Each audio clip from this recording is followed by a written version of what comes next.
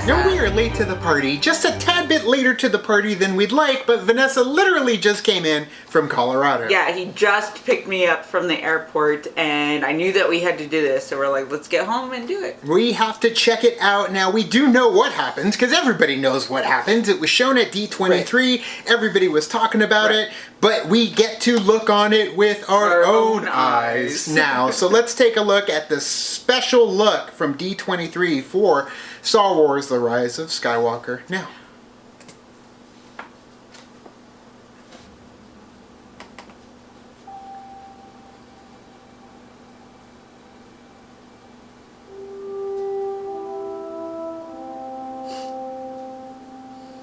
Using Yoda's theme.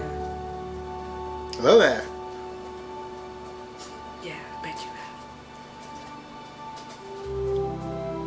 have. Pandering to our nostalgic feelings here.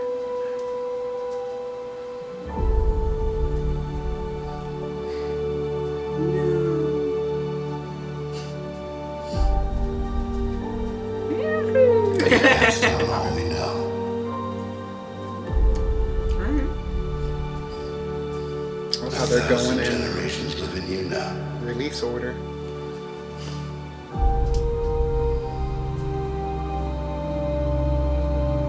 But this is your fight.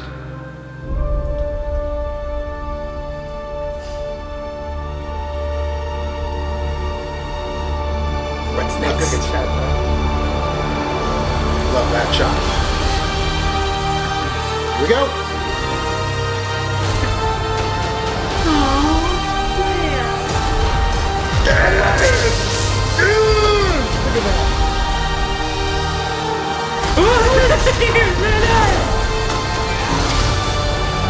Bring it back.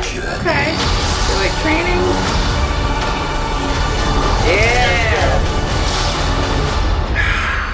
Yes, it's in.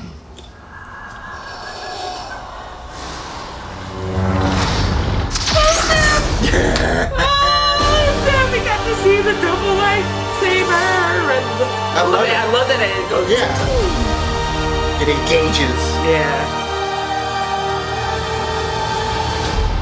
That lightsaber locked S-foils in attack position. Basically. It kind of looked like an energy sword as well from Halo when it's closed, you know, and then, or like a trident or a pitchfork, and then swings out into a double-bladed lightsaber.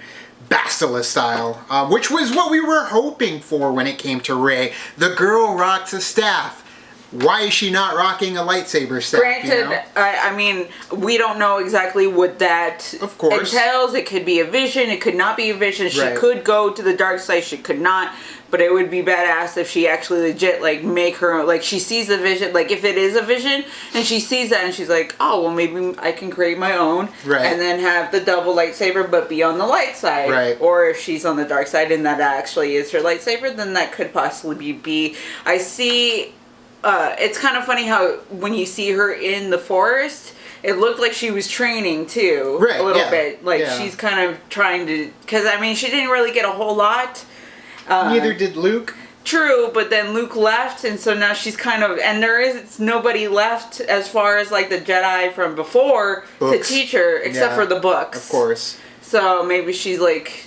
And then, of course, they can come back as Force ghosts. So. Yeah, Luke was more of a hands-on approach, while she might be a little bit more studious. She's got the patience. We've seen her be very patiently waiting in the past. I was gonna say, if you live on a desert island, if you live on a desert planet with nothing to do but wait. Yeah, and that's what she was doing, was waiting. So she's got plenty of time to be able to sit there and absorb whatever she can. Plus, we know there'll be a time jump, at least a time jump much greater than what we got from The Force Awakens to The Last Jedi, obviously.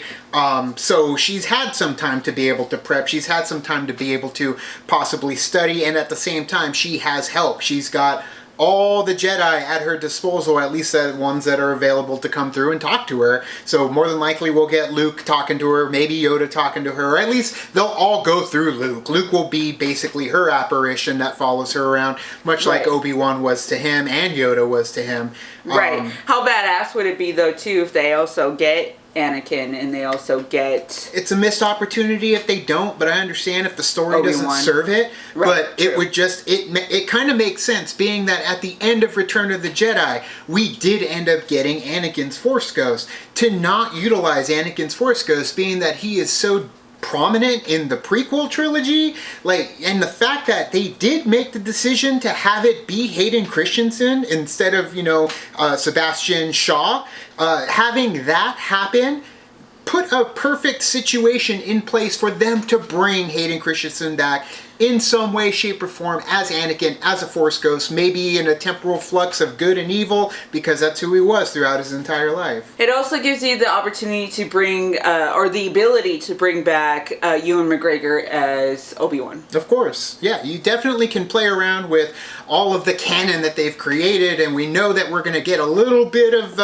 Darth Sidious. We're going to get the Emperor in some way, shape, or form. Not a physical presence, more than likely. It's going to be more so on the side of a Sith ghost. I mean, even that looming image of him on the poster. Either way, it's crazy. I want to see what is happening. There's just so many things going on in this little tidbit that we've seen. We don't know the placement.